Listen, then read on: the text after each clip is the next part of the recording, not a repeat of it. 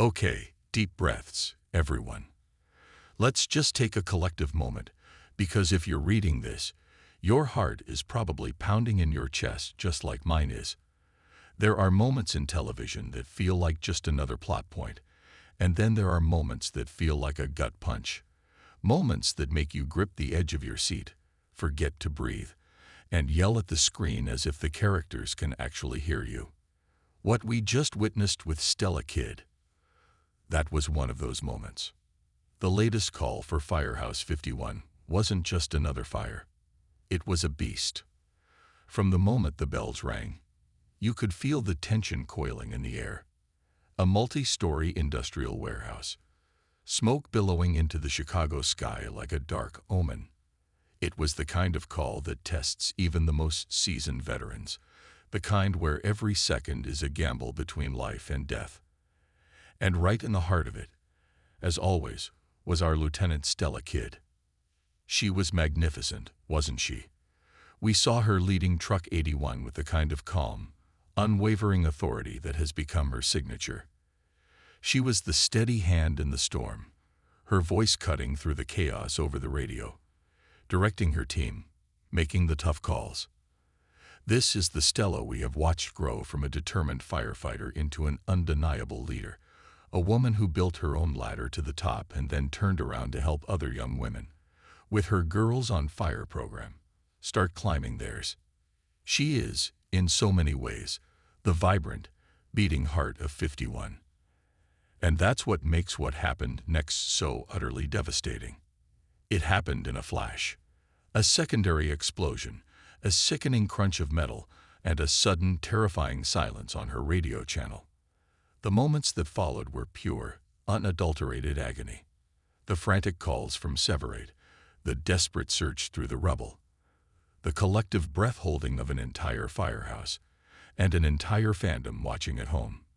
When they finally found her, the sight was one that will be seared into our memories. Our powerhouse lieutenant, the woman who seemed invincible, was down. The rush to Chicago Med was a blur of flashing lights and raw fear. And now, we're left in the sterile, silent waiting room of a hospital, right alongside the 51 family, grappling with a profound sense of shock. Stella Kid is not just a character. For so many of us who have followed her journey, she feels like a friend. We've celebrated her victories, from passing the lieutenant's exam to marrying the love of her life. We felt her pain, watching her navigate the complexities of her past and fight for her place. To see her so vulnerable, so still, in a hospital bed, it's a tragedy that hits deep. Can we just talk about Kelly Severide for a moment? Our hearts break for the entire 51 family, but the weight on that man's shoulders right now feels unbearable. We have watched him evolve from a lone wolf into a man who found his anchor in Stella. She is his compass, his partner in every sense of the word. Their love story isn't a fairy tale. It's a raw, real, and beautifully forged bond, built on mutual respect, trust, and a fire that matches their profession. The image of him at the hospital, stripped of his gear and his bravado, just a terrified husband waiting for news, is shattering. We know his history. We know the ghosts he carries and the losses he has endured. The thought of him facing the possibility of losing his other half is almost too much to comprehend. This isn't just about whether Stella will survive. It's about whether Stellaride will. How does a man like Severide, who has already been through so much, navigate a world without his Stella in it, or a world where she is forever changed? This tragedy sends ripples through every corner of the firehouse. Chief Bowden, who sees Stella as a daughter, a shining example of the best of the CFD. The look of pained helplessness on his face speaks volumes. Herman and Mouch, the seasoned fathers of the house, trying to hold it together for the younger generation while their own hearts are breaking. Gallo and Ritter, looking on with the wide-eyed shock of seeing one of their heroes fall. The entire dynamic of Firehouse 51, a place that has always felt like a sanctuary of strength and camaraderie, now feels fragile and cloaked in uncertainty. And that's where we are now.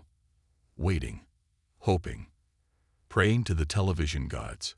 The questions are swirling with a frantic energy. What is the extent of her injuries? Will she pull through? And if she does, what does her future look like?